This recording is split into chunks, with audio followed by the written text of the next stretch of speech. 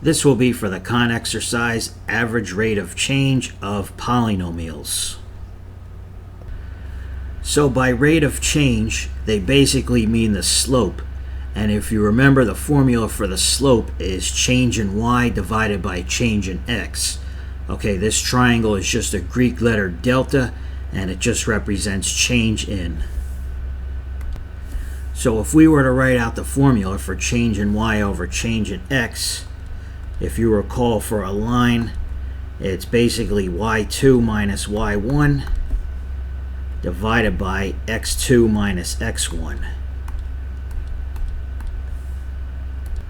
So if we were to apply the slope formula to polynomials, you would let a and b equal the x coordinates. And in that case, f of a and f of b equal the respective y coordinates. So the change in y would be f of a minus f of b, and the change in x equals a minus b. So this f of b right here, this is just going to be the y coordinate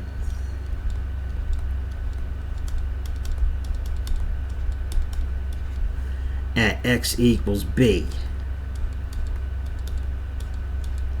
Okay, and the same thing with f of a.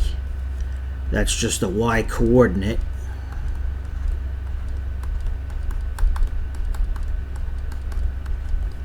at x equals a. Alright, so it's really the same as the slope formula. This is y2 minus y1. This is x2 minus x1. So it's the same thing as the slope. So here's our polynomial g of x. It's a function, and they want to know over which interval does g have a negative average rate of change. Okay, so these answers, these choices, are the x coordinates running from 0 to 4, or running from -2 to 0. So we have to try each one of these and see when we get a slope that's negative. So that would represent a negative rate of change. Alright, so we're just going to use our formula, change in y over change in x. Now the order that you subtract doesn't matter as long as you're consistent on both the numerator and denominator. So what I like to do is keep the denominator positive, and the way I do that is to always put the greater or larger number first when subtracting in the denominator. So starting with choice A, I am going to put the 4 first because 4 minus 0 will be a positive number. If I did 0 minus 4, I would get a negative. So we're using 4 and 0 for A and B. Alright, so this here is going to equal, in the denominator, 4 minus 0. And then in the numerator, it's just going to be f of 4 minus f of 0. Alright, so the way to get f of 4, you just plug in x equals 4 right here. Alright, so I'll do that calculation on the bottom. F of 4 is going to be -4 squared divided by 4 plus 7. Okay, so this right here is just going to be -16. -16 divided by 4 is -4, plus 7 is 3. So f of 4 equals 3. I'll plug it in right there. And then minus f of 0, we can do that in our head. If you plug in 0 right here, 0 divided by 4 is 0, plus 7 equals 7. So f of 0 is 7. And a minus b is going to be 4 minus 0. Okay, 3 minus 7 is -4. 4 minus 0 is +4, and that equals -1. So we got lucky. The first answer choice, the rate of change is negative, and that's what they asked us. So negative average rate of change, that was answer A. So they only said one answer, so we don't have to try the other ones.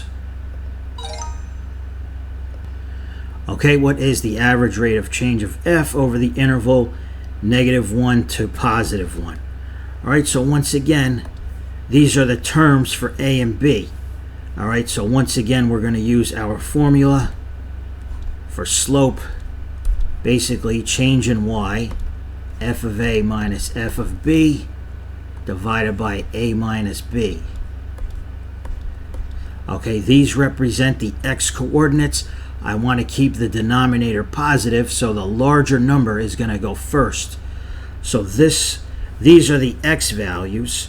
Okay, 1 is larger than -1, so the 1 is going to be the a, and the -1 is going to be the value for b. All right, so plugging in a equals 1, b equals -1. This is going to be f of 1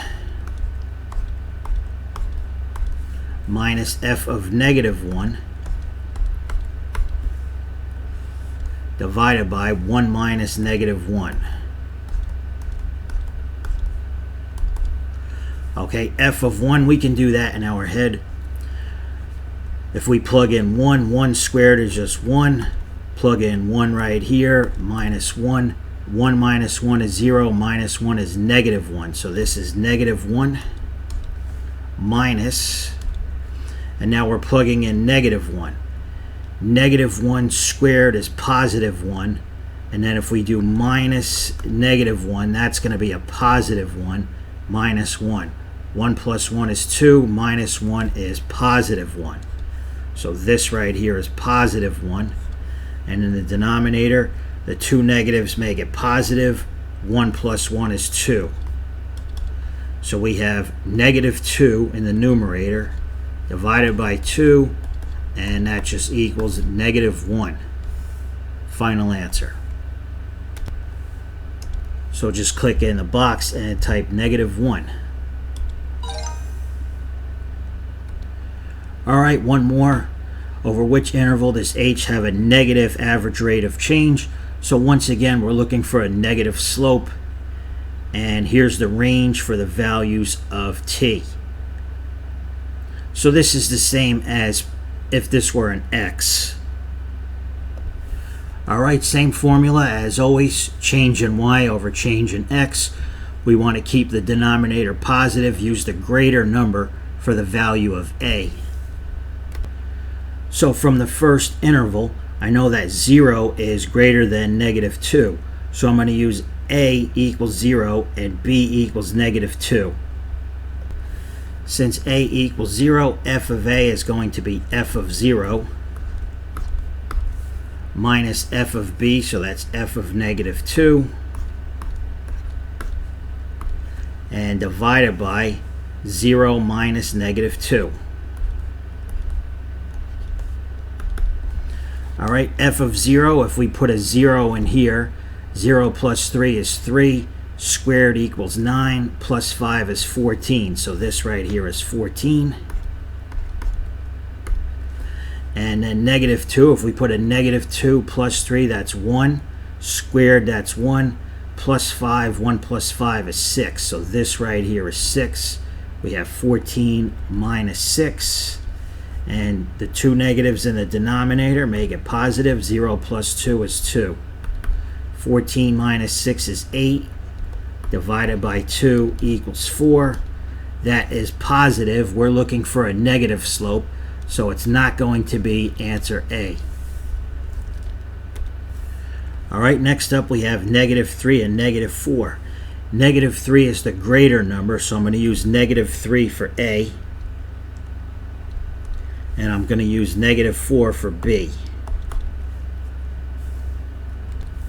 All right, so f of A is going to be f of -3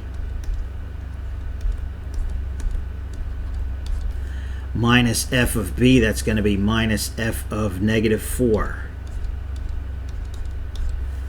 And that's divided by -3 minus -4.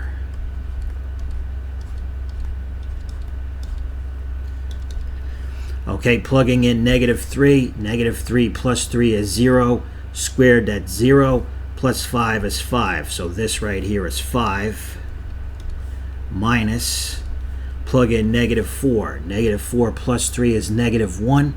Squared is positive 1 plus 5 is 6. So this right here is 6. The two negatives in a row make it positive. Negative 3 plus 4 is 1. 5 minus 6 is negative 1. Divided by 1 equals negative 1. So that is our negative slope, and answer B is correct because we're looking for the negative rate of change or the negative slope.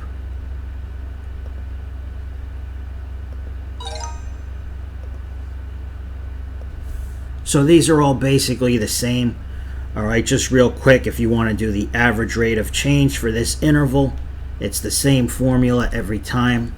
F of A minus F of B divided by A minus B. All right, put the greater number first, so use the greater number for A. So the 4 is going to be the A, and the negative 2 is going to be the B. You plug in each of these numbers right here for X, and you'll get F of A and F of B.